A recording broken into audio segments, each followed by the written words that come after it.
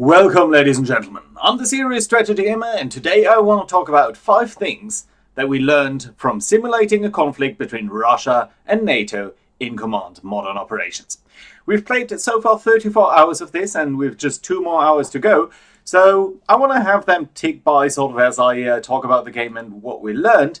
We're sending a lot of planes here to the forward area. It's pretty much alright. So before we go into our main points here, let me just point out that I did just tell these 2 F-35s here to go on a somewhat weird course here. And if you look very closely, you can see what they're going to do is they're going to come over Moscow here. They're going to go down to 7 feet or so, sorry, 7 meters or so. They're going to do a nice flyby here off the Kremlin and then off the Ministry of Defense, and they're going to be off on their merry way. So that's just a little bit to rub it into the Russians' faces here. A little bit of a joke, but nothing too serious. Right, so let's talk about the things that we learned, and I'm going to accelerate time while we're doing that, and keep an eye on whether there's any Russian threat emerging. Now, the first interesting point, I think, is that we found out, I think, that the rules of engagement in a potential conflict over Ukraine would be very, very difficult to keep up. And what I mean by that is, in this scenario, our rules of engagement were that we couldn't attack anything in Russia proper. So no attack on ground targets within the proper Russian borders, except, of course, for Crimea. Now, I think that's a very likely trial that you would have in such a situation in real life to try to set up such a system, because it makes escalation of force so much more likely if you're going to attack Russia proper. And that in turn means a nuclear war would become so much more likely, which I think nobody wants. So I think it's a very, very realistic scenario to say that, well, we cannot fly anywhere or we cannot attack anything in Russia in terms of ground attacks. Now, what does that mean, and why do I think that's very unlikely to keep up? Because it's a good idea to try to limit the escalation of such a conflict, isn't it? Now, the reason why I think it's not particularly likely is if we do look at the enemy air defense systems. You can see this dotted line over here, and we're going to pause it for a second here. Now, this here is an S-400 system. It's one of the, we can resume the game. This is one of the most modern Russian anti-air systems. And you can see by this dotted line, it has a humongous range, 140 miles or so, 135 maybe. But it can cover a very large part of Ukraine proper if you do set it up on the border here. And of course, there are more such systems. We haven't properly identified these, but they were all S-400 or S-300, so slightly older systems. And if you distribute them among the border, but in Russia, they can very easily lock down a substantial part of Ukrainian airspace. If you include Belarus in that, and you place some systems over here, you can pretty much exclude any presence of enemy aircraft in, I would say, about half of Ukraine, and it's probably going to be the more important half of Ukraine, where all of the fighting is going to happen. So that makes it incredibly difficult to operate aircraft over there. And of course, NATO in particular is incredibly dependent on aircraft, so that would make it very, very difficult. There is a silver lining to that. These systems that we have over here, so the F-35 and the F-22, basically stealth aircraft, they can operate there easily, but you can actually see that simply due to this system here, we basically abandoned the cover of these air groups here and have all of our planes set somewhat to the rear here. And it took a long while till we even made it over here. So I think in a real-life scenario, NATO would find it very unattainable to operate in such a way. And that would be, I think, leading to a situation where NATO would be tempted to try to take out some of these systems here, at least in a very targeted manner. But I don't think that is particularly likely. So let's take a look here at while these guys do their flyby. I think it's going to be very, very difficult to try to maintain that. And if there's a certain escalation, then it's kind of likely that you would have further escalation down the road. Let's briefly make sure that we're centered on this guy over here. Sometimes that can take a moment. There we go. Okay, so here we go. Two aircraft coming in over Moscow. I don't think anything of Moscow is actually simulated in game, so it's not going to be that interesting to look at, but there we go. Hey, you guys are flying at a very, very low altitude here and flying over that. So that's the first bit, and that's, of course, a very, I think, bleak point, because in real life, any such situation, watch them come over the red square here. Of course, there's no textures in this, so can't see anything here, but it's still nice to see these two guys flying at such a low altitude. Now, in real life, nobody wants an escalation, I think, between NATO and Russia. It would be suicidal. It would lead to a lot of human suffering. So that makes it very, very difficult. It's a nice idea to try to fight only over Ukraine, but simply due to the Russian capabilities, I think it would be extremely likely to contain it unlikely to contain it in that box. And it's very likely that the Russians would set it up in such a way. They do enjoy immense benefits and just having the air cover clear here. This is also an interesting point in regards to inner NATO operations, because we know that most of the aircrafts that we've got over here are operating over here, and only very few guys can operate a little bit further. That's because these guys are F-16s, they're F-15s, they are Eurofighters or Typhoons. They're all kind of aircraft, some of them pretty modern, but they're not stealth aircraft. And only the Americans and some others do operate the F-35 and the F-22. But only the Americans, I think, to an appreciable degree. So that really shows you, again, that Europe lags far behind in capabilities, at least. So that, I think, is a somewhat interesting point. Let's have these guys fly just somewhere over here. I think that's a very interesting point, because it shows again that you need NATO. Europe itself, without NATO, is basically nothing. But that does bring me to point 2. Now, second point, what we learned about this conflict and how it could potentially play out. And that is, Russia, by virtue of geography, enjoys a significant advantage in distances. That's not necessarily surprising, but it has been very interesting to see how that played out in this simulation. And what I mean by that is, our air bases, our closest air bases to Ukraine, are in Hungary. There might be some in southern Poland. They're not simulated in game. There's some in Bulgaria. There's some in Romania. But all of these guys, basically, up until here, have a distance of, call that 480 miles or so. So that's basically an hour of flight time until you're over the front line.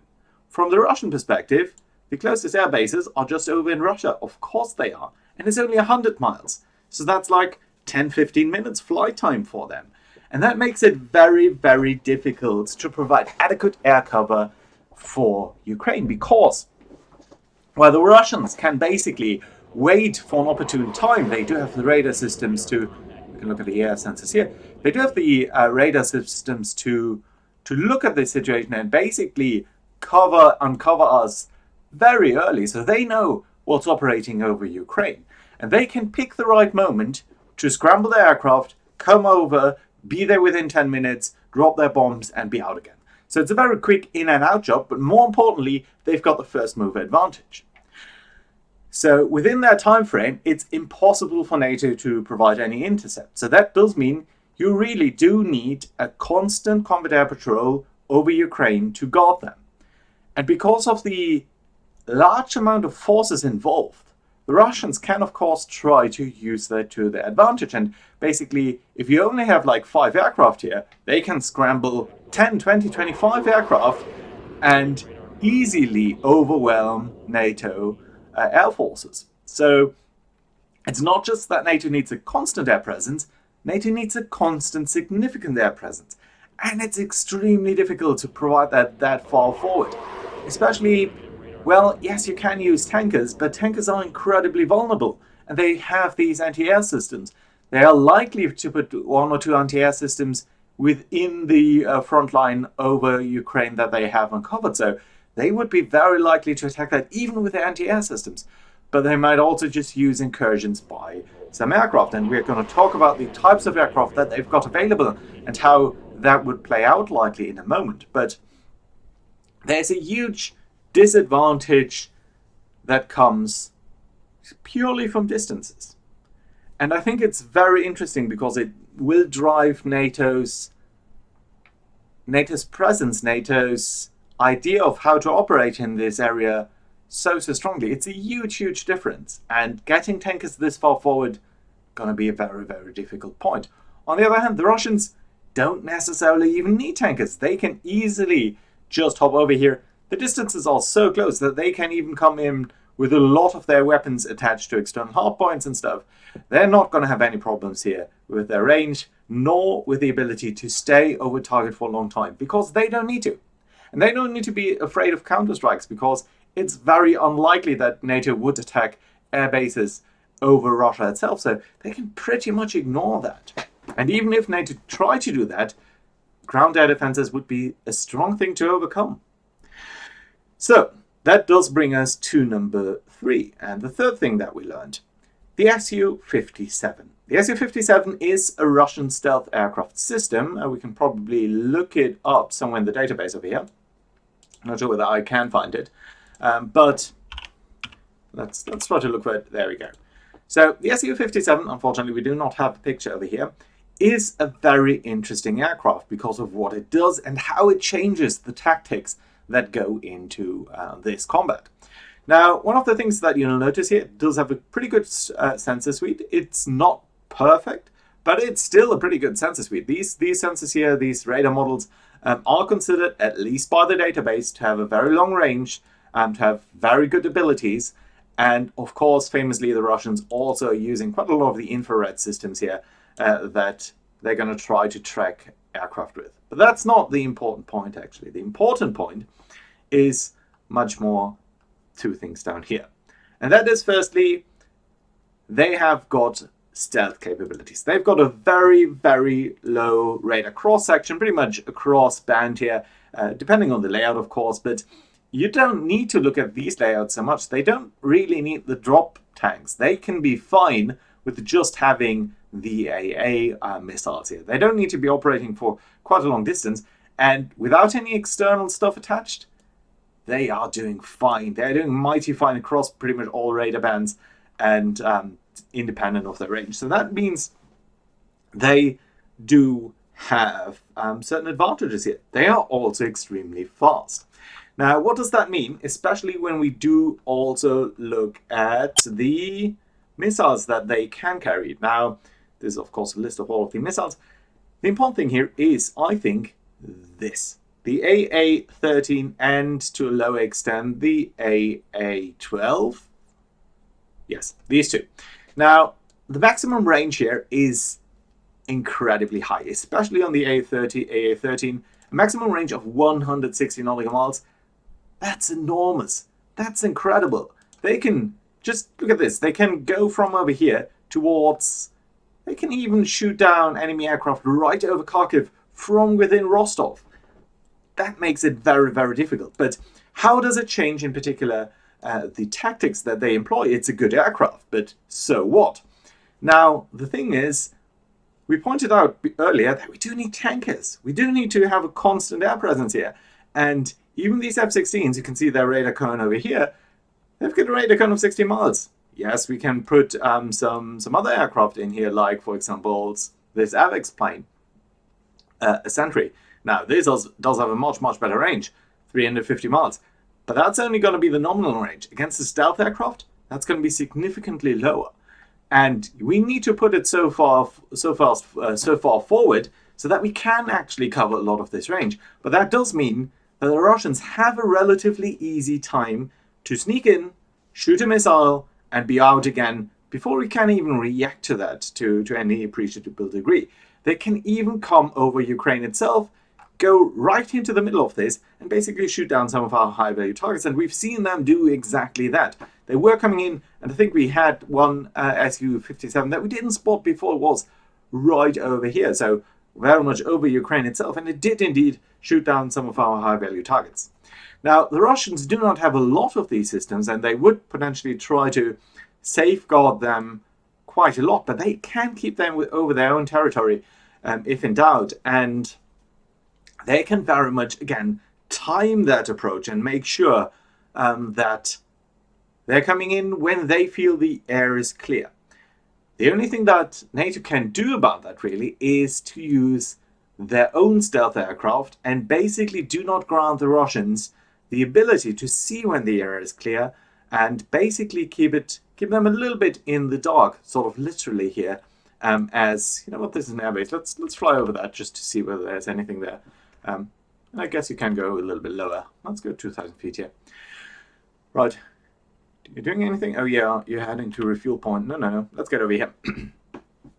You don't need to be military speed though. So, what does that mean? What does that imply?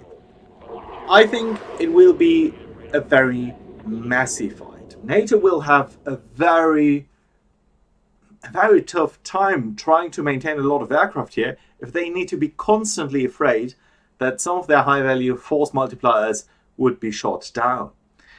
And it's tough. Now, one of the interesting points that we've also noticed is the dynamics of stealth-to-stealth fighting, because it's a little bit like, I almost want to say it's a little bit like the Dark Forest theory, in that you have these stealth aircraft running around, and we were aware that there were some, but we weren't quite sure about their position. And the moment they did turn on their radar, it was sort of a nasty fight, because it's just you're basically losing front lines. With normal, more conventional aircraft, you can be pretty sure that this is our territory, this is their territory, and you can fight across that. You can run towards each other almost in a jousting kind of manner, but you're going to have a very hard time trying to infiltrate them too much. Yes, of course, in some of the if there's a big discrepancy in technological capabilities, you might be, of course, do some incursion missions. You can also do incursion missions in very, very much different terrain. We can actually look at the terrain relief layer here. So probably I need to turn this off. Yeah. So in some of these areas here, terrain is going to be a significant improvement to that. You can see there are a lot of valleys and stuff. And you can see sort of the elevation here going up by various thousand feet on just short ranges or so. And that's true for a lot of the Middle Eastern fighting. That's true for Iran. But over Ukraine, it's incredibly flat. You can barely tell that there's any topography here at all. Elevation is typically at a few hundred feet, and it just doesn't change very much at all. The only place where that did play an important role was down here in Crimea, because there are some of these Crimean mountain ranges, and they do give a bit of a radar coverage against any approach here from the southeast. But it's sort of drawn down by the fact that there are some bases over here. What was that bip that I heard? Some new contact somewhere? Don't know where. Yeah, so in the Strait of Kerch, there are going to be some radar systems, and they can pretty much look at what's approaching from this direction here anyway. So overall terrain, not a big feature, and stealth fighting is going to be, I think, key over this topography here. Number 4. What's the fourth thing we learned? If we do look at the losses over here, and we're going to look at them in more detail once this game has passed for sure. Well, there we go, losses and scoring. Let's ignore NATO losses for a moment, and let's look at what the Ukrainians did themselves. Now, unfortunately, we cannot see how much of the Russian Air Force was shot down by Ukraine. We can only see the losses of Ukraine itself. Unfortunately, the game doesn't track that, but we did sort of observe it. And of course, Ukrainian losses are incredibly high, especially the aircrafts were being pummeled by the Russian Air Force very quickly. Ukraine had very little capabilities to defend its own airspace. It even had very little capabilities to defend its ground forces. You can see a lot of tanks being lost here, a lot of ships being lost, more on that later. And a lot of the air systems, anti-air systems, were being destroyed. So that is kind of a difficult thing. But nevertheless, they did get off a lot of missiles, especially the SA-10. So that's, I think, the S-400 in NATO terms, and the SA-13. So I think that's a Strela system. And this one I find the most amazing because the Strela, that's an infrared missile. It doesn't have great capabilities. It's a very simple system. It's almost like a man-pad, but I think on the SA-13 it's mounted on some vehicle. I'm not entirely sure. We can look these guys up, but it's not too important. You know what? Let's look them up. Now, what I find amazing about that is they launched 122 missiles. Now, not all of them hit, so there's that. But, let's briefly look them up. Weapon? Yeah, there we go. Come on, can I click that? Yeah, so it's a very small missile. It has only got a range of 4 nautical miles here, weight of 40 kilos, around about 80 pounds or so. It doesn't even reach that high up in terms of target altitudes.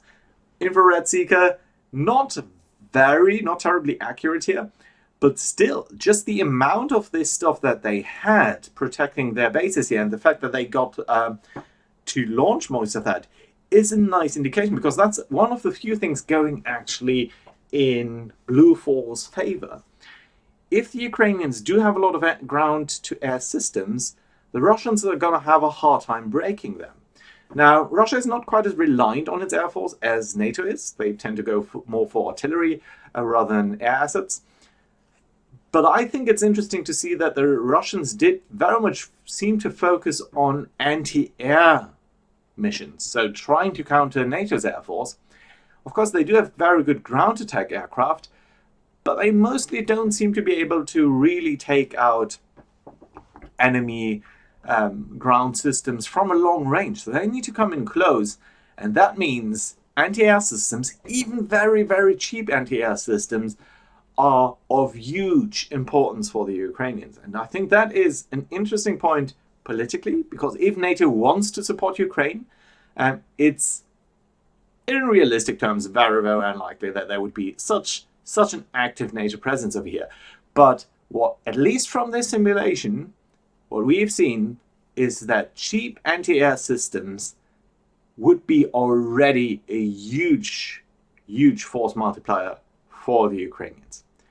And I think that if you were to provide even more sophisticated anti-air systems, so going beyond infrared, electronic warfare might be a bit difficult. It's hard to pan that out in detail, but it would certainly make it a lot harder for the Russians to have a field day and just stroll over the Ukrainians. And that's largely due to a lack of long-distance weapons that they have. NATO, of course, does have the JSOR, so the Joint Standoff Ammunition, but Russia didn't quite seem to have that much of that. They had some, but overall they did need to come in close, and that was when the Ukrainian anti-air systems were super, super helpful.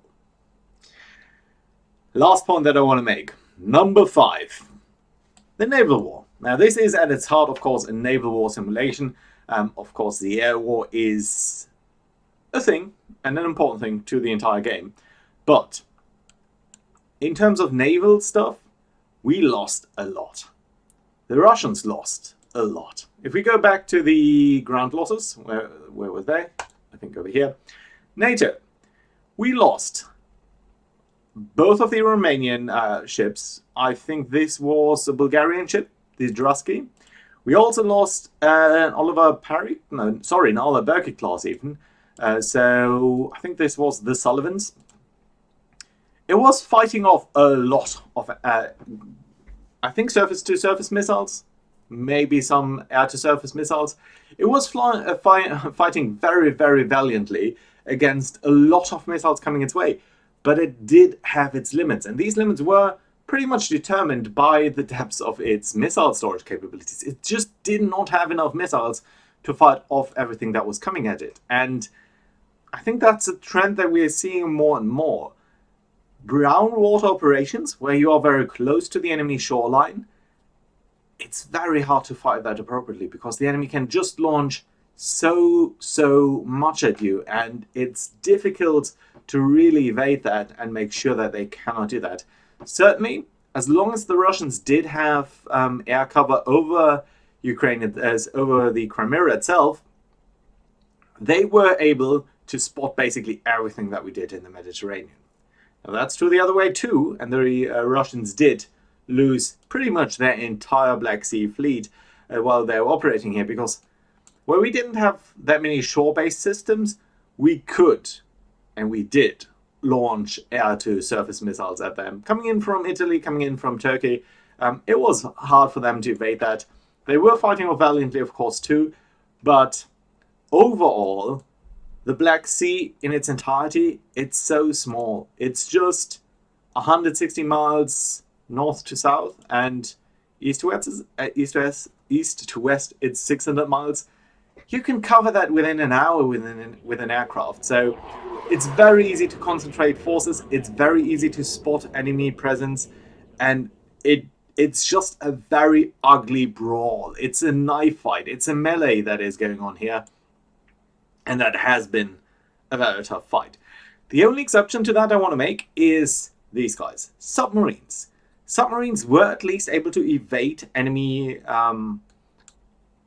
detection while they were, of course, not surface, so while they're diving, and they can dive pretty deep. Look at this, depths 7,000 feet here in the Black Sea. So the Black Sea is not a very shallow water. I think it's in many places deeper than, not necessarily deeper than the Mediterranean, but at least similar. Certainly much, much deeper than the... come on, can I? No, I cannot. Certainly much deeper than the Baltic Sea. So it's been an interesting ride to have our guys over here. And the Russians did have a mishap here. I think that was a mistake in their AI, probably something about the game setup here. They did surface, and that was the end of their submarine fleet. If they hadn't done that, we would have had a very difficult time to find them, I believe. And I'm not entirely sure about the hydrodynamics in the Black Sea. So basically where the thermal layer is and how stable it is. I'm kind of suspecting that it might be a very strong layer, simply due to the fact that there's not that much movement. So it's almost like an inland sea. Of course, there is a small connection to the Mediterranean, but it seems like to be a somewhat stable system. So I think that's kind of an interesting environment to operate in. And it would be an ugly, ugly brawl, and that would lead to a lot of losses within a very short time. Even apart from the ground war, the naval war, if you touch it off, it's gonna be ugly. Now, with that being said, let's look at the evaluation here. Of course, we are triumphant. We are getting more than 400 points, 680 to be precise. We did have a look at the losses here, but we can see that this was not an easy war for NATO. Now, some of these losses were entirely my fault because I was pushing the game too hard, and we're just fooling around at some points. But still, you can see we lost around, I want to say 20, 30 aircraft here, probably around 30 aircraft, including some U-2s, some Typhoons, so Eurofighters, Gripens, I don't want to talk about these, but including some stealth aircraft, and including some of our heavy assets like the B-1 and the B-52. Again, these probably were my fault because it was coming in a little bit too close, but it's not an easy war for NATO. These losses were, I think, much more than they basically lost in any war ever. At least to hostile action, potentially due to operational losses a little bit more, but yeah. More importantly, the Allied Berkey class, these ships, these are enormous losses. That's a huge loss of life that we suffered there. The other thing, we did shoot off so many missiles, and this was actually one of the biggest crises that we had in game. We were running out of air-to-air missiles very, very rapidly. We shot off more than 200 AIM-120Ds. We shot off hundreds and hundreds of anti-air missiles because a lot of them were missing. And I think this is quite interesting because it's somewhat of a trend in modern warfare, even since the First World War, that everyone had a large number of assets, but they had very little ammunition, and people were running into an ammunition crisis pretty rapidly. So it would be very interesting to see how that would pan out. Does NATO even have enough AIM-120 stockpiles ready in Europe to be able to engage the enemy? That being said, the Russians did take an enormous pounding here. Of course, this is largely due to the fact that we were playing against an AI, and an AI is never quite as useful, but Just in terms of aircraft here, they probably lost around 300 aircraft. They also lost an enormous amount of ground assets here, especially in Crimea, where we were able to break them, even though it took hundreds and hundreds of cruise missiles and a very large coordinated strike. Now, that being said, I hope you enjoyed. It's been fun to have you around. Do leave a comment. Let me know whether you would like to see more command. Let me know whether you would like to see other scenarios. I'm very much open to playing interesting ones. This is probably one of the larger ones, but I did also enjoy trying to set up a couple of more automated missions here. I know I tend to do a lot of micro, but I tend to like it because you learn a lot of that, learn from that. So, that being said, hope you enjoyed. Do leave a like, and I hope to see you around for other things in the future. Bye bye, guys.